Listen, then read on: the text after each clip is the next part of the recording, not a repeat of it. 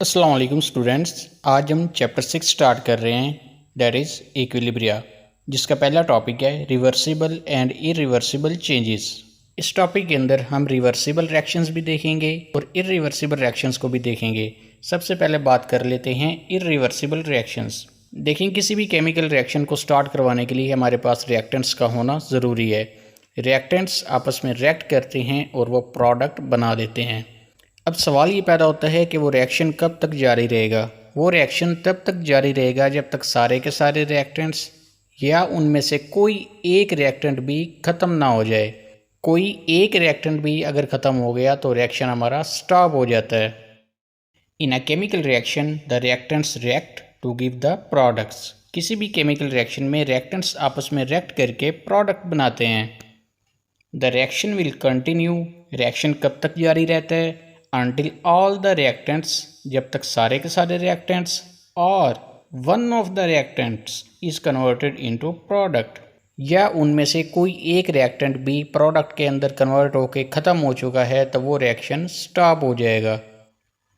For example, the following reaction takes place immediately in an aqueous solution to give the product। ये आपके सामने एक example दी गई है जिसमें सोडियम क्लोराइड रिएक्ट कर रहा है सिल्वर नाइट्रेट के साथ और प्रोडक्ट बन रही है silver chloride and sodium nitrate, और ये रिएक्शन कंप्लीट हो जाता है। अब देखें, इस इक्वेशन के मुताबिक अगर हम 1 मोल सोडियम क्लोराइड लेते हैं और 1 मोल ही सिल्वर नाइट्रेट लेते हैं, दूसरे लफ्ज़ों में अगर हम इनकी स्टिक्योमेट्रिक अमाउंट लेते हैं, स्टिक्योमेट्रिक अमाउंट वही होती है जो हमें केमिकल इक्वेशन बता रही होती है। इस इक्वेशन में 1 मोल ही सोडियम क्लोराइड का यूज़ हो रहा है और 1 मोल ही सिल्वर नाइट्रेट का यूज़ हो रहा है। अगर तो हम इनकी स्टिक्योमेट्रिक अमाउंट लेते हैं, यानी कि 1-1 मोल लेते हैं, तो रिएक्शन कंप्लीट होने के बाद कोई रिएक्टेंट भी बाकी नहीं बचेगा। लेकिन अगर हम इनकी स्टिक्योमेट्रिक अमाउंट नहीं लेते, हम ऐसे ही अंदाजे से 2 मोल सोडियम क्लोराइड ले लेते हैं, 4 मोल सिल्वर नाइट्रेट ले लेते हैं, उस केस में सिल्वर नाइट्रेट हमारे पास इजाफी तौर पर बच जाएगा। सोडियम क्लोराइड तो सारा यूज़ हो जाएगा लेकिन सिल्वर नाइट्रेट बच जाएगा। लेकिन उस सिल्वर नाइट्रेट का भी कोई फ़ायदा नहीं है क्योंकि पीछे सोडियम क्लोराइड तो ख़त्म हो गया है। वो रिएक्शन किसके साथ करेगा? तो नतीजतन रिएक्शन स्टॉप हो जाएगा। The reaction goes to completion. ये रिएक्शन कंप्लीट हो जाता है and if stoichiometric amounts of the reactants are used. लेकिन अगर आप स्टिक्योमेट्रिक अमाउंट्स यूज़ करते हैं रिएक्टेंट्स की, then no reactant species are present at the end of the reaction. जब रिएक्शन कंप्लीट हो जाएगा तो आपके पास कोई भी रिएक्टेंट बाकी नहीं बचेगा।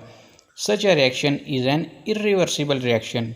ऐसे रिएक्शंस को आप इरिवर्सिबल रिएक्शंस कहते हैं। अगर इसकी प्रॉपर डेफिनेशन करनी हो तो आप क्या लिख सकते हैं? Those reactions in which all the reactants are used and no reactant species are present at the end of the reaction. कोई भी ऐसे रिएक्शंस जिनमें तमाम के तमाम रिएक्टेंट्स यूज़ हो जाएं और कोई भी रिएक्टेंट बाकी ना बचे, ऐसे रिएक्शंस को इरिवर्सिबल रिएक्शंस का नाम दिया जाता है। It moves in the forward direction only. ये वाले रिएक्शंस सिर्फ और सिर्फ फॉरवर्ड डायरेक्शन में मूव करते हैं। ये नहीं होगा कि सिल्वर क्लोराइड और सोडियम नाइट्रेट मिलकर वापस सोडियम क्लोराइड और सिल्वर नाइट्रेट बना दें, ऐसा पॉसिबल नहीं है। इरिवर्सिबल रिएक्शंस कभी भी रिवर्स नहीं होते। इरिवर्सिबल का मतलब ये है कि ऐसे रिएक्शंस जो रिवर्स ना हो। इसके बाद हम जाते हैं रिवर्सिबल रिएक्शंस की तरफ। ऐसे रिएक्शंस जो रिवर्स हो जाएं, बैकवर्ड डायरेक्शन में भी मूव करें, यानी कि प्रोडक्ट्स मिलकर वापस रिएक्टेंट्स बना दें। एक तो ये है ना कि रिएक्टेंट्स ने मिलकर प्रोडक्ट्स बना दी। अब ऐसा भी पॉसिबल है कि प्रोडक्ट्स मिलकर वापस रिएक्टेंट्स भी बना देते हैं। ऐसे रिएक्शंस को रिवर्सिबल रिएक्शंस का नाम दिया जाता है। In the majority of chemical reactions however the reaction does not go to completion. बहुत सारे केमिकल रिएक्शंस ऐसे भी हैं जो कि कंप्लीट नहीं होते। रिएक्टेंट्स मिलेंगे, प्रोडक्ट्स बना देंगे, प्रोडक्ट्स मिलेगी, रिएक्टेंट्स बना देंगी, तो ये प्रोसेस चलता जाएगा। The products of the reaction react among themselves. Reactions की जो प्रोडक्ट्स बनी हैं वो आपस में रिएक्ट कर जाएंगी to give back the reactants under the same conditions. उन्हीं कंडीशंस के ऊपर जिन कंडीशंस पर रिएक्टेंट्स ने प्रोडक्ट्स बनाई थी, उन्हीं कंडीशंस के ऊपर प्रोडक्ट्स भी मिलकर रिएक्टेंट्स बनाएंगे। Such a reaction moves in both the forward and backward directions under the same conditions। ऐसे reactions forward भी move करते हैं और backward भी move करते हैं। फॉरवर्ड वो होंगे जिनमें रिएक्टेंट्स मिलकर प्रोडक्ट्स बना रहे हैं और बैकवर्ड वो होंगे जिनमें प्रोडक्ट्स मिलकर रिएक्टेंट्स बना रहे हैं। तो रिवर्सिबल एंड इरिवर्सिबल रिएक्शंस में आपने ये बातें ज़हन में रखनी हैं कि इरिवर्सिबल रिएक्शंस कंप्लीट हो जाते हैं जबकि रिवर्सिबल रिएक्शंस कंप्लीट नहीं होते, और इरिवर्सिबल रिएक्शंस सिर्फ फॉरवर्ड डायरेक्शन में मूव करते हैं जबकि रिवर्सिबल रिएक्शंस फॉरवर्ड डायरेक्शन में भी मूव करते हैं और बैकवर्ड डायरेक्शन में भी मूव करते हैं। The reactants react to give the products, reactants react करके प्रोडक्ट्स बनाते हैं and the products in turn react to give back the reactants, और वही प्रोडक्ट्स रिएक्ट करके वापस रिएक्टेंट्स बना देते हैं। The reaction is called a reversible reaction, ऐसे रिएक्शंस रिवर्सिबल रिएक्शंस कहलाते हैं। It is denoted by a symbol, ये सिंबल देख रहे हैं, ये हाफ एरोज हैं जो कि दोनों डायरेक्शंस में हैं, which has two half arrow heads on pointing in each direction. ऊपर वाला एरो हेड फॉरवर्ड डायरेक्शन को शो कर रहा है, यानी कि रिएक्टेंट्स मिलकर प्रोडक्ट्स बना रहे हैं, जबकि नीचे वाला हाफ एरो ये शो कर रहा है कि प्रोडक्ट्स मिलकर वापस रिएक्टेंट्स बना रहे हैं। ठीक हो गया। ये एग्जाम्पल दी गई है रिवर्सिबल रिएक्शन की, जिसमें 1 मोल नाइट्रोजन रिएक्ट कर रहा है 3 मोल्स हाइड्रोजन के साथ। कंडीशंस कौन कौन सी हैं? 400 डिग्री सेंटीग्रेड टेम्परेचर होना चाहिए, 200 एटमॉस्फेरिक प्रेशर होना चाहिए, और आयरन की मौजूदगी में ये दोनों रिएक्टेंट्स कन्वर्ट हो जाएंगे 2 मोल्स अमोनिया के अंदर। In this reaction 1 mole of nitrogen gas reacts with 3 moles of hydrogen gas under the given reaction conditions in a closed container to give 2 moles of ammonia gas। ठीक हो गया। 1 mole nitrogen का मिल रहा है 3 मोल hydrogen के साथ specific conditions के ऊपर, तो बन रहे हैं 2 मोल्स अमोनिया गैस के। After its formation the ammonia gas decomposes to give the reactants back. अच्छा, जब अमोनिया बन जाएगी तो इन्हीं कंडीशंस के ऊपर अमोनिया टूट कर वापस नाइट्रोजन और हाइड्रोजन में चेंज हो जाएगी। अच्छा, एक इम्पॉर्टेंट बात, ऐसा नहीं होगा कि जब तक 2 मोल्स अमोनिया के नहीं बनते अमोनिया वापस नाइट्रोजन और हाइड्रोजन में चेंज नहीं होगी। ऐसा नहीं है। चाहे बिल्कुल थोड़ी मिकदार में भी अमोनिया बन गई है तो वो डीकम्पोज होकर वापस नाइट्रोजन और हाइड्रोजन में चेंज हो जाएगी। साइमल्टेनियसली ये प्रोसेस हो रहा होता है। साइमल्टेनियसली का मतलब ये है कि जैसे जैसे अमोनिया बन रही है वैसे वैसे ही वो वापस नाइट्रोजन और हाइड्रोजन में चेंज होती जा रही है। The reaction never goes to completion, ये रिएक्शन कंप्लीट होता ही नहीं है। भाई नाइट्रोजन और हाइड्रोजन मिलकर अमोनिया बना रहे हैं, अमोनिया वापस डीकम्पोज होकर नाइट्रोजन और हाइड्रोजन बना रही है, फिर वही नाइट्रोजन और हाइड्रोजन मिलकर अमोनिया बना रहे हैं, अमोनिया वापस नाइट्रोजन और हाइड्रोजन बना रही है। ये रिएक्शन चलता रहता है, ये कंप्लीट नहीं होता। At any time all the 3 species are simultaneously present in the reaction mixture. Reaction mixture के अंदर हर वक्त ये 3 चीज़ें मौजूद होंगी, नाइट्रोजन, हाइड्रोजन और अमोनिया। वही बात है कि चाहे बेशक थोड़ी मिकदार में अमोनिया बनी है वो वापस नाइट्रोजन और हाइड्रोजन बना देगी। तो तीनों चीज़ें एट अ टाइम रिएक्शन के अंदर मौजूद होती हैं। नेक्स्ट है कंप्लीशन ऑफ रिवर्सिबल रिएक्शंस। कुछ कंडीशंस ऐसी हैं कि रिवर्सिबल रिएक्शंस भी कंप्लीट हो सकते हैं। अब हम देखते हैं कि वो कंडीशंस कौन कौन सी हैं। A reversible reaction goes to completion, reversible reaction भी कंप्लीट हो जाता है। कब होगा? If either one of the products is withdrawn from the reaction mixture. वो जो रिएक्शन मिक्सचर है जिसके अंदर तीनों चीज़ें मौजूद हैं, नाइट्रोजन, हाइड्रोजन और अमोनिया, अगर इनमें से आप कोई एक चीज़ भी रिमूव कर लेते हैं, निकाल लेते हैं, तो ये रिएक्शन स्टॉप हो जाएगा। अगर आप नाइट्रोजन को निकालते हैं तो हाइड्रोजन किस से मिलकर अमोनिया बनाएगी? अगर हाइड्रोजन निकाल लेते हैं तो नाइट्रोजन किस से मिलकर अमोनिया बनाएगी?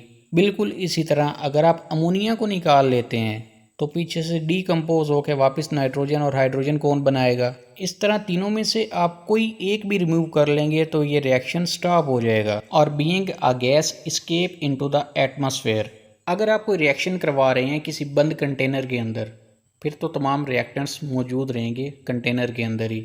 अगर आप वो रिएक्शन किसी ओपन कंटेनर में करवा रहे हैं और रिएक्टेंट्स में से या प्रोडक्ट्स में से कोई एक भी गैस हुई तो ओपन कंटेनर होने की वजह से वो गैस हवा में जाके शामिल हो जाएगी। नतीजा क्या होगा? रिएक्शन स्टॉप हो जाएगा, कंप्लीट हो जाएगा। For example calcium carbonate is decomposed by heating at a particular temperature. मिसाल के तौर पर कैल्शियम कार्बोनेट है, इसको जब आप एक ख़ास टेम्परेचर पर हीट करते हैं तो ये डीकम्पोज हो जाता है। डीकम्पोज होकर ये कैल्शियम ऑक्साइड बनाता है और कार्बन डाइऑक्साइड गैस बनाता है। अगर तो ये रिएक्शन किसी बंद कंटेनर के अंदर हो रहा है तो कैल्शियम ऑक्साइड और कार्बन डाइऑक्साइड ये आपस में रिएक्ट करके वापस कैल्शियम कार्बोनेट बना देंगी। फिर कैल्शियम कार्बोनेट टूटेगा, वो कैल्शियम ऑक्साइड और कार्बन डाइऑक्साइड बना देगा। ये रिएक्शन तब तक होता रहेगा जब तक ये बंद कंटेनर के अंदर है। यही रिएक्शन अगर आप ओपन कंटेनर में करवाते हैं तो कार्बन डाइऑक्साइड क्योंकि गैस है ये हवा में जाके शामिल हो जाएगी। पीछे आपके पास सिर्फ और सिर्फ कैल्शियम ऑक्साइड ही बचा होगा। If the above reaction is carried out in an open container, अगर तो ये रिएक्शन आप किसी ओपन कंटेनर के अंदर करवाते हैं, किसी खुले बर्तन में करवाते हैं, the carbon dioxide gas will escape into the atmosphere as soon as it is formed. जैसे ही कार्बन डाइऑक्साइड बनती जाएगी ये हवा के अंदर जाके शामिल होती जाएगी, खारिज हो जाएगी कंटेनर में से, and the reaction is forced to go to completion. Carbon dioxide के हवा में शामिल हो जाने से ये रिएक्शन कंप्लीट हो जाएगा। If on the other hand, दूसरी तरफ, the reaction is performed in a closed container, अगर आप यही रिएक्शन किसी बंद कंटेनर के अंदर करवाते हैं, the carbon dioxide will react with calcium oxide to give back the reactants. Carbon dioxide calcium oxide के साथ रिएक्ट करके वापस कैल्शियम कार्बोनेट बना देगी। नेक्स्ट है रिवर्सिबल फिजिकल चेंजेस। जिस तरह केमिकल रिएक्शंस रिवर्स हो जाते हैं, इसी तरह जो रिएक्टेंट्स या प्रोडक्ट्स होती हैं उनकी तबीई खसूसियात भी रिवर्स हो जाती हैं। पहली एग्जांपल दी गई है copper two sulphate reaction. Copper sulphate pentahydrate is an important salt which is blue in colour. Copper sulphate pentahydrate ये एक किस्म का साल्ट है, इसका कलर ब्लू होता है। पेंटाहाइड्रेट का मतलब है कि इसके साथ 5 वाटर के मॉलिक्यूल्स अटैच हैं। When this salt is heated strongly, जब आप इस साल्ट को बहुत ज़्यादा हीट कर देते हैं, its colour changes to white, इसका कलर ब्लू से वाइट में चेंज हो जाता है। This physical change involves the following equilibrium. Equilibrium के बारे में मैं आपको नेक्स्ट टॉपिक में बताऊंगा। तो इस फिजिकल चेंज को अगर हम इक्वेशन की मदद से ज़ाहिर करना चाहें तो वो कुछ इस तरह करेंगे। जब आप कॉपर सल्फेट पेंटाहाइड्रेट को हीट करते हैं, हीट करने से इसमें वाटर इवेपोरेट हो जाता है, बुखारात बन के हवा में शामिल हो जाएगा और पीछे कॉपर सल्फेट सॉलिड फॉर्म में बच जाएगा। ये हाइड्रेटेड कॉपर सल्फेट है। हाइड्रेटेड का मतलब होता है कि इसके अंदर वाटर के मॉलिक्यूल्स मौजूद हैं और कॉपर सल्फेट में से वाटर निकल चुका है। क्योंकि वाटर निकल चुका है इसलिए अब इसको हम कहेंगे एनहाइड्रस कॉपर सल्फेट। एनहाइड्रस का मतलब होता है वाटर रिमूव हो चुका है। When white anhydrous copper sulfate absorbs moisture from the atmosphere, और यही anhydrous copper sulfate जिसमें से वाटर रिमूव हो चुका है, अगर ये हवा में पड़ा रहे तो हवा में से ये नमी को जज़ब करके वापस हाइड्रेटेड कॉपर सल्फेट में चेंज हो जाता है जिसका कलर ब्लू होता है। तो इस तरह फिजिकल चेंजेस भी रिवर्सिबल होती हैं। पहले ब्लू था, हीट किया वाइट हो गया, फिर इस वाइट ने हवा में से नमी को एब्जॉर्ब किया और वापस ब्लू हो गया। दूसरी एग्जांपल दी गई है कोबाल्ट टू क्लोराइड रिएक्शन। Similarly cobalt chloride hexahydrate. अब इसको हेक्साहाइड्रेट क्यों कहा गया है? क्योंकि इसके साथ 6 वाटर के मॉलिक्यूल्स अटैच हैं, विच इज़ पिंक इन कलर।